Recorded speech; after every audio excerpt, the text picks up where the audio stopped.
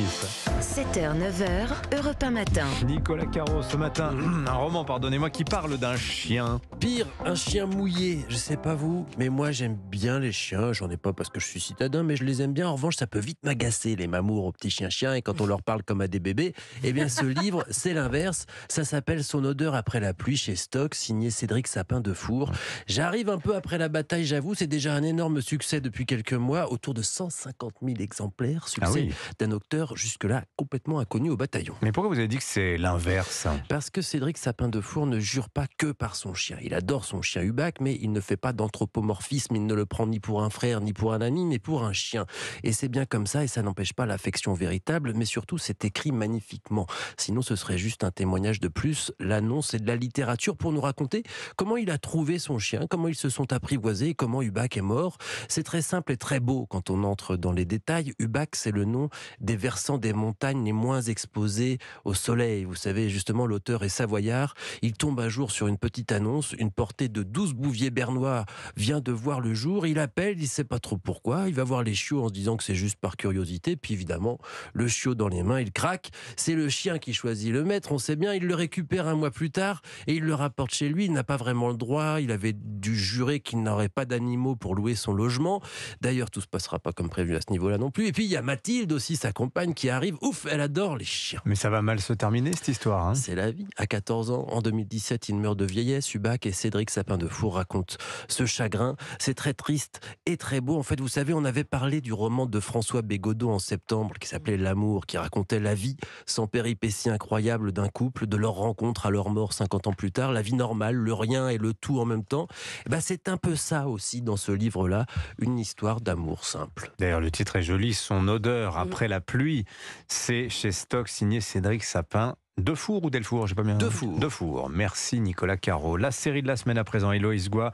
Vous avez choisi une série sur un célèbre fait divers français. Un fait divers hors norme qui hante encore l'esprit des Français 46 ans après les faits, puisqu'il s'agit d'un meurtre sans cadavre, l'affaire Agnès Leroux.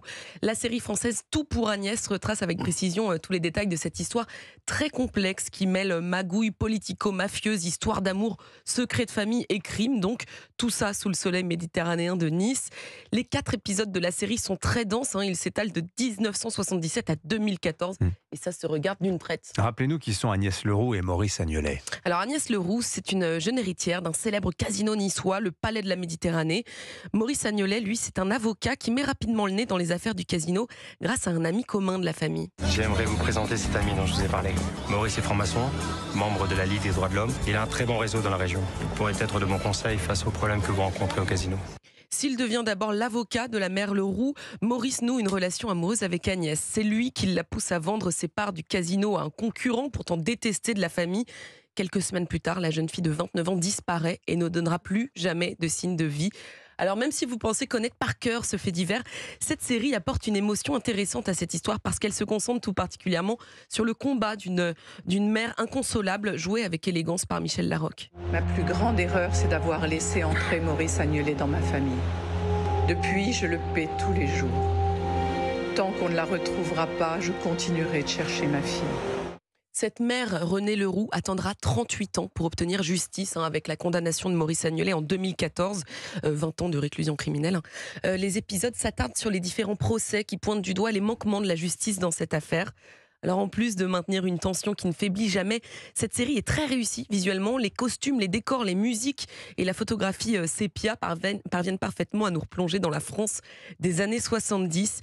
Et si cette histoire vous intéresse vraiment beaucoup, sachez qu'il existe aussi une excellente série documentaire sur Arte qui s'intitule « Tant qu'il ne retrouve pas le corps ». Voilà, Tout pour Agnès, donc série à voir intégralement sur la plateforme Paramount+. Je vous signale aussi sur Apple TV+, John Lennon, un homicide sans procès. Je ne sais pas si vous l'avez vu. J'en parle Héloïse. Ce matin dans Culture Média avec Thomas Hill. J'ai adoré. 3 parties de 52 minutes, le meurtre, l'enquête, le procès sur l'assassinat de John Lennon. C'est absolument passionnant. Génial. Et Culture Média, c'est de 9h à 11h sur Europe 1 tous les jours. Merci beaucoup les amis. Je vous dis donc à demain. Dans un instant, les